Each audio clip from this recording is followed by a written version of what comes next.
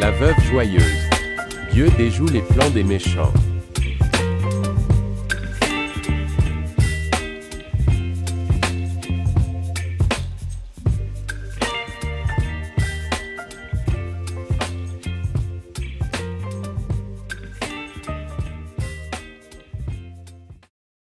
Écoute, je suis fatigué Alphonsine.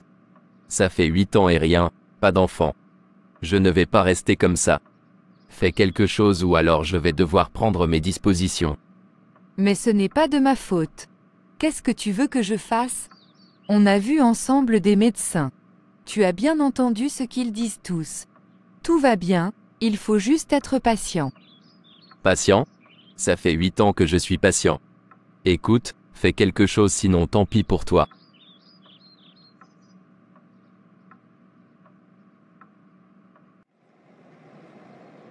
Si je ne fais rien, je vais perdre mon mari. Écoute, je vais te donner mon secret. Tu vois mes 2 enfants? Je les ai tous eus de la manière que je vais t'expliquer. Ok, dis-moi.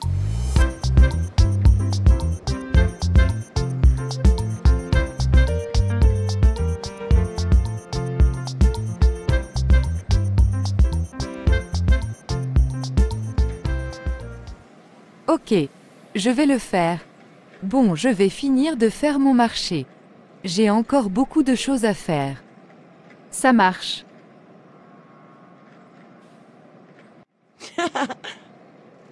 Ah, les gens.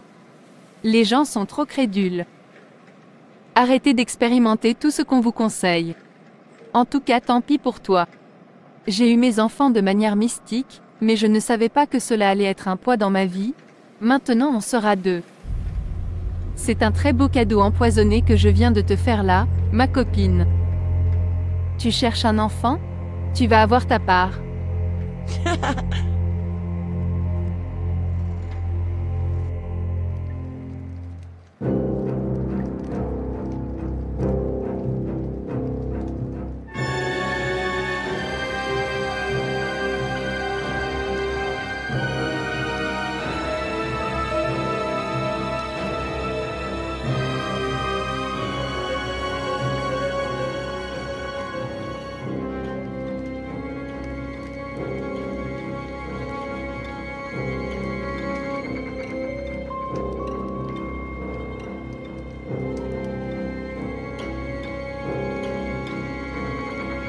Dans quelques mois, tu mettras au monde une fille. Par contre, tu reviendras ici tous les mois pour remplir les conditions que je t'ai indiquées. C'est d'accord.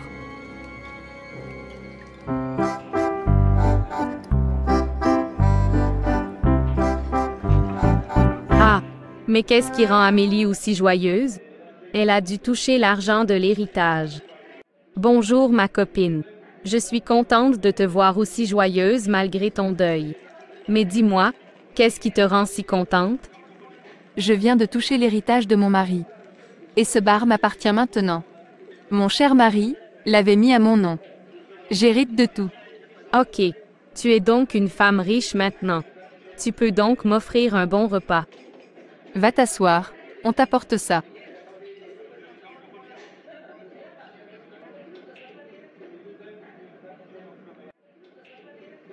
Comment se fait-il que tous ces maris meurent?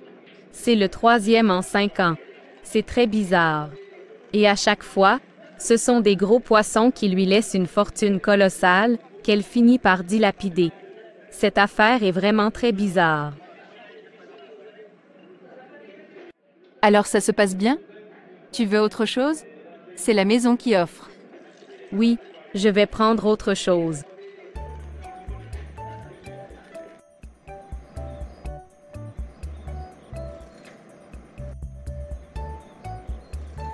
Cette femme est vraiment très belle.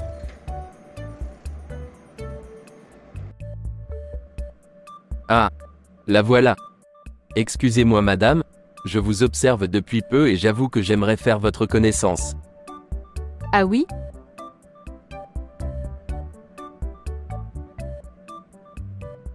C'est ton restaurant? Oui. Waouh! Bravo! Je vous assure mes parents, cette fille est vraiment géniale. Elle est belle, intelligente et responsable. Rendez-vous compte, elle gère un restaurant qui lui rapporte beaucoup d'argent. Elle a une maison à elle et pas d'enfants. En tout cas, j'aimerais aller me présenter à sa famille, car je veux l'épouser. Ce genre de femme est devenu très rare de nos jours. Tu as l'air sérieux sur cette affaire. Écoute, nous allons nous préparer pour aller rencontrer cette famille du coup.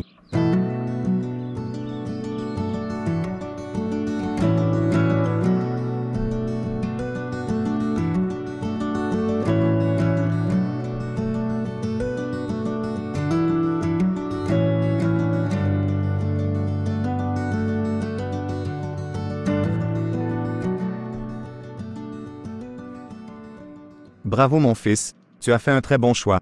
J'ai hâte d'arriver à vos fiançailles et ensuite le mariage. Alors ne tarde pas à régulariser tout ça. Nous, on est là, on se tient prêt. Oui papa.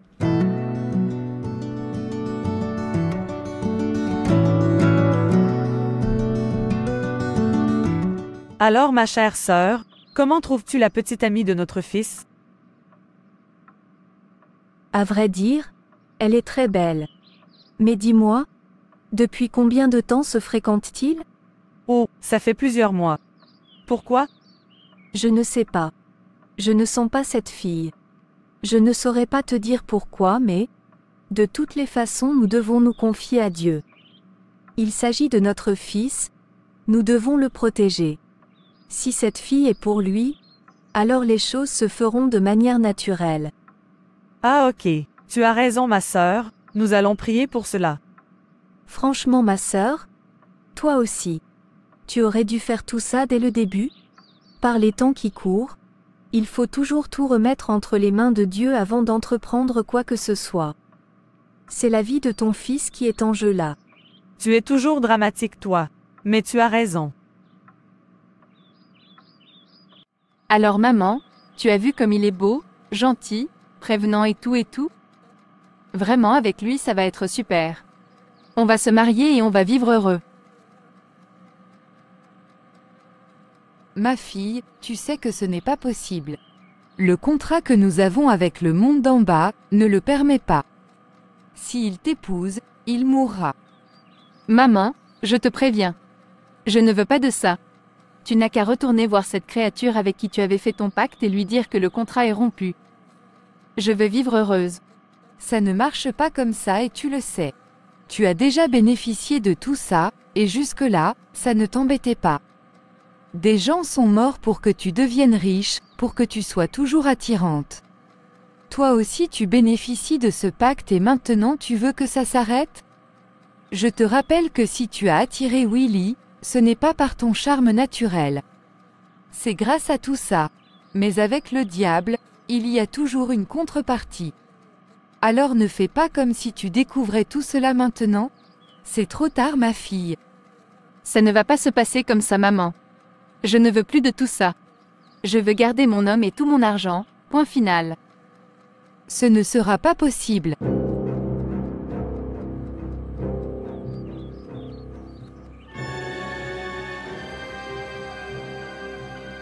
Hé, maman, pourquoi tu me fais ça? Ce n'est pas moi, c'est cet esprit qui me possède. Dès le moment où je suis allée consulter pour pouvoir te mettre au monde, je n'ai plus eu la paix. Ce n'est pas moi. Écoute, tu n'es pas obligé de l'épouser. Tu peux vivre avec lui comme ça. En plus, c'est un aveugle spirituel. Je l'ai bien scanné pendant le repas de présentation. Il n'y connaît rien. Tu pourras bien l'envoûter et le manipuler. Il faut juste veiller à l'éloigner de sa famille. Surtout sa tante. Cette femme peut voir très clair. Je l'ai vue. Et il a l'air très proche de sa tante. Alors méfiance.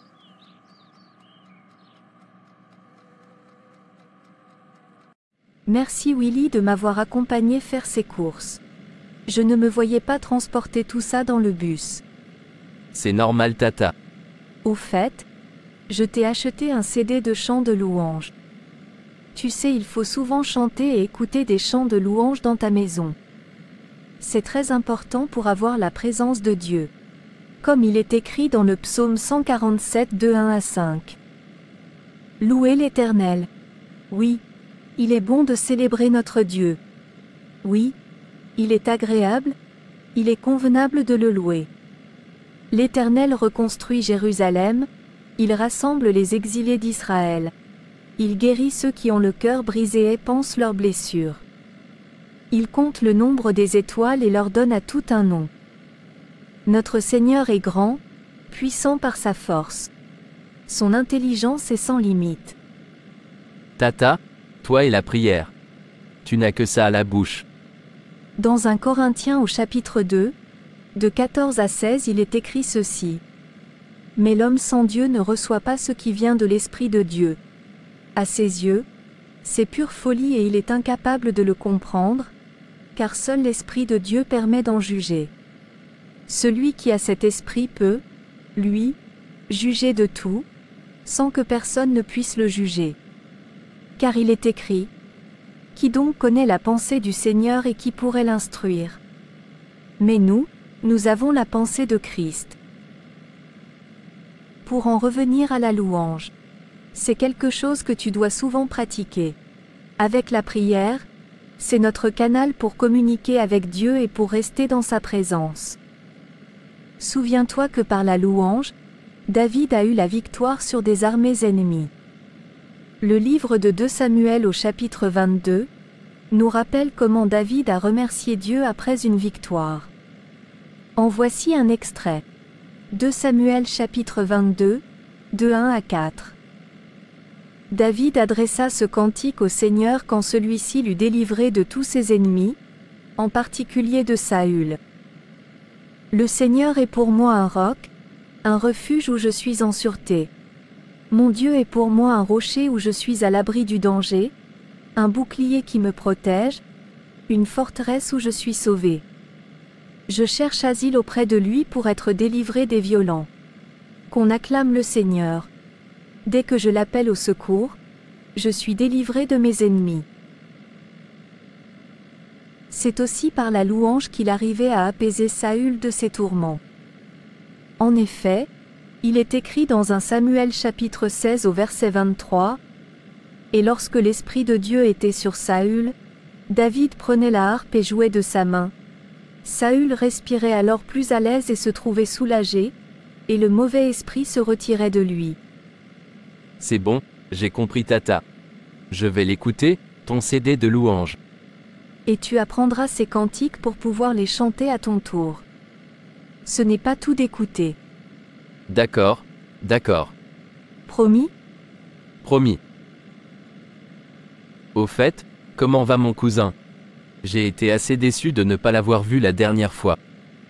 Je sais qu'il n'a pas pu venir, ce n'est pas sa faute, mais bon, ça m'a rendu un peu triste de ne pas le voir. Je sais mon fils.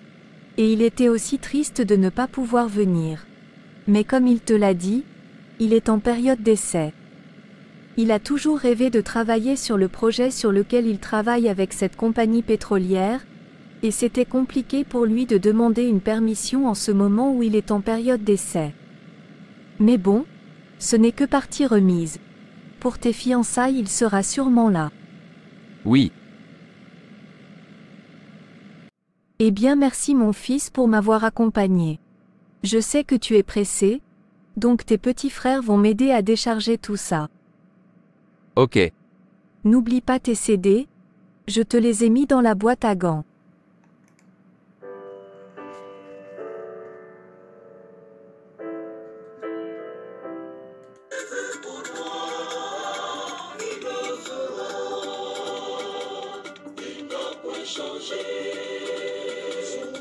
Arrête cette musique s'il te plaît. Je ne veux pas de ça chez moi. Ça fait 20 minutes que tu écoutes cette musique, je n'en peux plus. Arrête ça s'il te plaît, mais autre chose.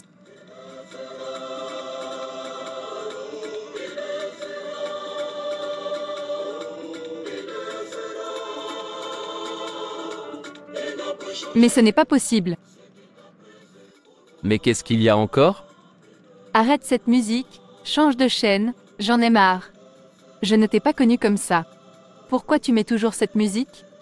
Ça me dérange, éteins ça. Comment cette musique peut-elle te déranger? Ce sont des louanges. Qui n'aime pas les louanges? En plus, c'est une belle musique. Qu'est-ce qu'il y a? C'est quoi ton problème? Ça me dérange. Tu ne comprends pas? Tout le temps, chanson de Dieu, arrête. Tu vas devoir apprendre à connaître et à respecter mes goûts quand même. Je suis ta future femme. C'est pareil pour toi aussi. Respecte mes goûts s'il te plaît. J'aime bien ce chant. Donc qu'est-ce qui te dérange? Il fait déjà chaud. Cette musique me donne encore plus chaud, et j'ai mal à la tête, alors arrête ou je m'en vais.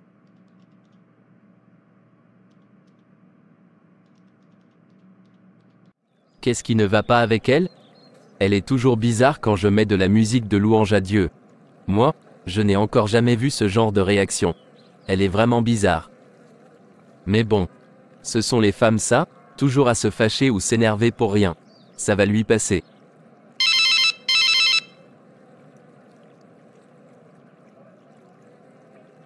Oh, c'est maman. Oui. Maman? Bonsoir. Comment ça va? Oui. Oui. Pas de problème. Je vais t'accompagner à cette séance de prière demain. Non, ce n'est pas un problème. À demain donc, maman. Allô ma chérie? Oui. Tu as eu mon message? Ah. Tu ne pourras pas m'accompagner à cette séance de prière avec ma mère? Ah, c'est dommage.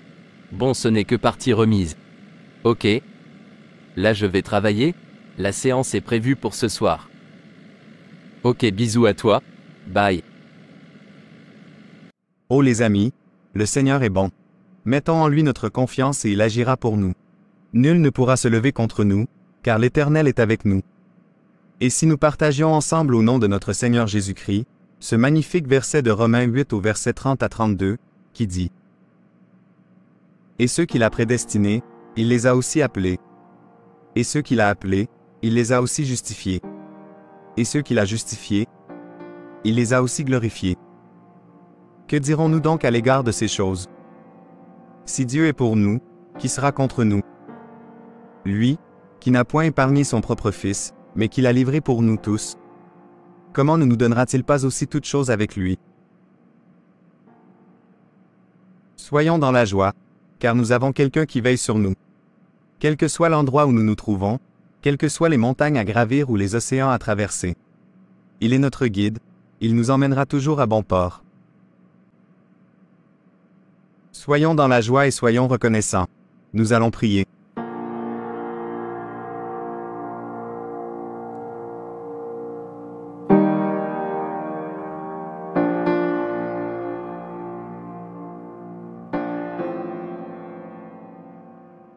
Je suis venu te voir pour inverser le pacte que ma mère a fait ici même il y a plus de 30 ans. Tu ne peux pas changer ce pacte. Tout a un prix, et je suis prêt à tout pour changer ce pacte.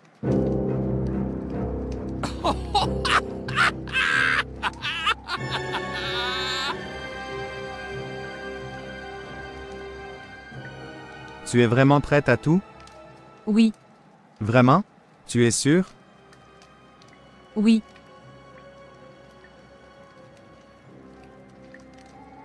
Donne ta mère. Oui. Tu donnes ta mère et tu pourras vivre tranquillement et épouser cet homme pour lequel tu es venu. Mais c'est ma mère. Je ne veux pas donner ma mère. C'est toi qui es venu ici. C'est toi qui es venu me déranger. Je ne t'ai pas appelé. Moi j'avais traité avec ta mère. Mais puisque tu es venu de toi-même, tu dois maintenant choisir. Tu ne sortiras pas d'ici sans rien me donner. Ou tu donnes ta mère, ou tu donnes cet homme, ou c'est toi qui pars. Choisis.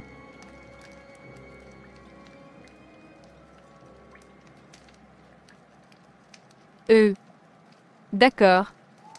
D'accord. Oui, je donne ma mère. Alors, reviens ici dans 2 jours avec cet homme et les objets que je t'indiquerai. Tu peux partir.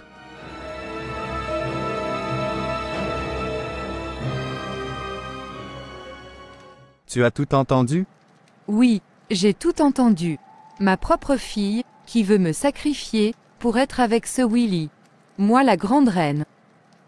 Que veux-tu faire? Elle n'est pas consciente du pouvoir que j'ai acquis avec les années. Elle ne sait pas que je suis la grande reine. Elle ne sait pas que je me nourris désormais aussi des hommes qu'elle sacrifie. Et puisqu'elle a décidé de choisir cet homme, cet étranger au lieu de me choisir moi, alors...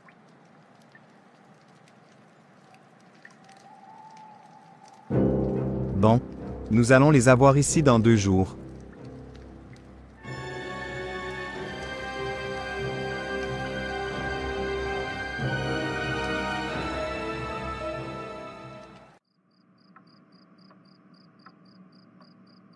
Oh!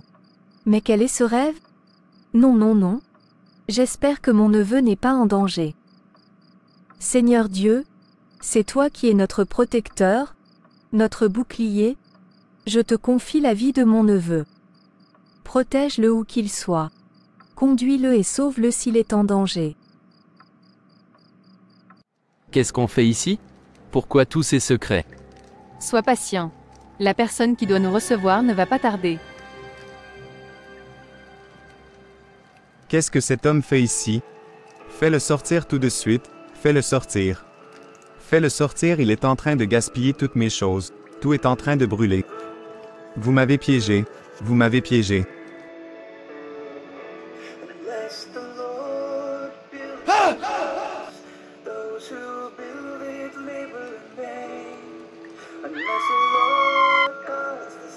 Maman? Mais qu'est-ce qui se passe ici? C'est quoi tout ce bazar? C'est quoi ça? Non, non, non. Où suis-je là? Et Seigneur. Quand je marche dans la vallée de l'ombre de la mort, je ne crains aucun mal, car tu es avec moi, ta houlette et ton bâton me rassurent. Tu dresses devant moi une table, en face de mes adversaires. Psaume 23. Mais qu'est-ce que tu fais? Qu'est-ce que tu racontes? Ce n'est pas moi, je n'ai rien fait. Ce n'est pas lui que je voulais sacrifier, non, non. Non, non, laissez-moi. Voilà comment le Seigneur m'a sauvé. Je vous assure, je n'ai jamais couru aussi vite de toute ma vie. Pour sortir de cette forêt. Merci Tata pour tous tes conseils. Merci de m'avoir ouvert les yeux à la grandeur de Dieu. C'est grâce à lui que je suis là devant vous. Que le Seigneur soit loué. C'est triste pour cette fille qui a perdu la raison. Mais en tout cas, que le Seigneur soit loué d'avoir protégé mon enfant. Ma chère petite sœur, tes conseils et ta foi inébranlable ont encore payé. Merci mon Dieu.